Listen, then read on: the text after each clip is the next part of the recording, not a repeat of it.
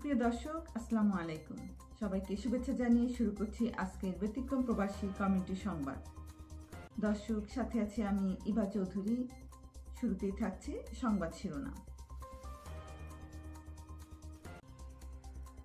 ইতালির মিলানে আকরাম ও হারিস গ্রুপের দীর্ঘ 2 যুগের বিরোধের অবসান। ঐক্যবদ্ধ হয়ে একসাথে পথ চলার শপথ। স্বস্তির নিঃশ্বাস প্রবাসী বাংলাদেশিদের। দর্শক, এবারে থাকছে বিস্তারিত সংবাদ।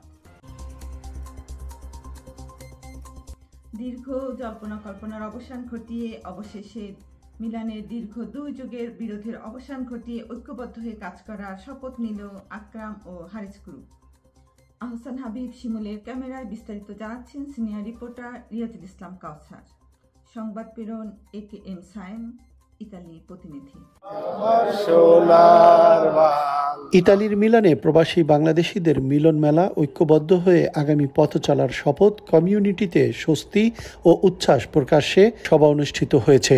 ইতালির মিলানে দীর্ঘ প্রায় 2 যুগের বিরোধের অবসান ঘটিয়ে সখ্যতার দ্বার উন্মোচন করে ঐক্যবদ্ধ হয়ে কাঁধে কাঁধ মিলিয়ে সুন্দর আগামীর প্রত্যয়ে পথ চলার শপথ নিলেন মিলান কমিউনিটির প্রবীণ ব্যক্তিত্ব আকরাম হোসেন ও মুজিবুর রহমান হারিস গ্রুপ। আর এই প্রবাসী বাংলাদেশিদের মিলন মেলার মাধ্যমে দীর্ঘদিনের গ্রুপিংয়ের হলো শেষ। গতকাল দুপুরে মিলানোর রাঁধুনি রেস্তোরাঁয় অনুষ্ঠিত অনুষ্ঠানে সভাপতির বক্তব্য রাখেন মিলানের কমিউনিটির ব্যক্তিত্ব মোল্লা মাহবুবুর রহমান হান্নান।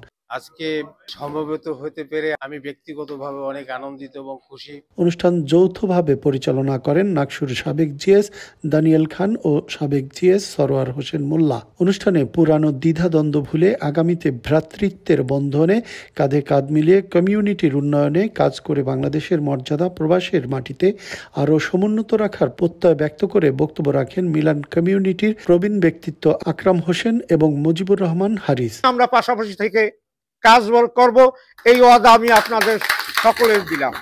আমি এবং হারিস ভাই এই দীর্ঘ চলার সময় ক্রন্দলে বা দ্বিমতে কাউকে প্রত্যক্ষ পরোক্ষভাবে দুঃখ, কষ্ট অথবা কোনো খারাপ কথা যদি বলি, তাতে যদি আপনারা মনোকষ্ট পান, বাইরে এবং আমার পক্ষ থেকে আমি ক্ষমা প্রার্থনা করছি আপনাদের সকলের কাছে। আমরা আমাদের অতীতকে ভুলে গেছি শুধুমাত্র ভবিষ্যৎকে সুন্দর করার লক্ষ্যে। আমি মনে করি যে আমাদের এই যে 30 বছরের যে কাছের দেওয়াল ছিল, আজ থেকে এটা তুলে ফেললাম এবং এখান থেকে আমাদের নবযাত্রা শুরু হোক। অন্যান্যের মধ্যে বক্তব্য রাখেন সৈয়দ গোলাম ফারুক কাউসার, রহমান খান, সিরাজ খালাসি, শাহজাহান, লুৎফর রহমান, আরফান শিকদার, মামুন হলাদার, মামুন খান, তোফায়েল আহমেদ খান তপু, এনায়েত হোসেন, আব্দুল বাসিদ দোলই, রুহুল আমিন রাহুল, জাসিম আহমেদ, শাহিন জমাদ্দার, সুলতান শিকদার, হাকিম রেজাউল, রুহুল আমিন, রাসেল সহ আরও অনেকে। অনুষ্ঠানে উপস্থিত ছিলেন দলমত নির্বিশেষে মিলানের বিভিন্ন ইসলামিক, সামাজিক, রাজনৈতিক, সাংস্কৃতিক ও সাংবাদিক সংগঠনের নেতৃবৃন্দ সহ প্রবাসী শত শত বাংলাদেশিরা। আকরাম এবং হারেস দুজনকেই ফুলেল শুভেচ্ছায় সিক্ত করেন উপস্থিত সবাই। এ সময়ে একে অপরকে মিষ্টি খাইয়ে দেন তারা। শেষে মধ্যাহ্নভোজের মাধ্যমে শেষ হয় প্রবাসী বাংলাদেশিদের এই মিলন মেলা। উল্লেখ্য, মিলানে আকরাম হোসেন ও মুজিবুর রহমান হারেজের নেতৃত্বে দীর্ঘ প্রায় 2 যুগ ধরে মিলান কমিউনিটির সামাজিক ও রাজনৈতিক বিভিন্ন কমিউনিটির ভিতর নিজেদের আধিপত্য বিস্তারের জন্য মতনৈক্য লেগেই থাকত।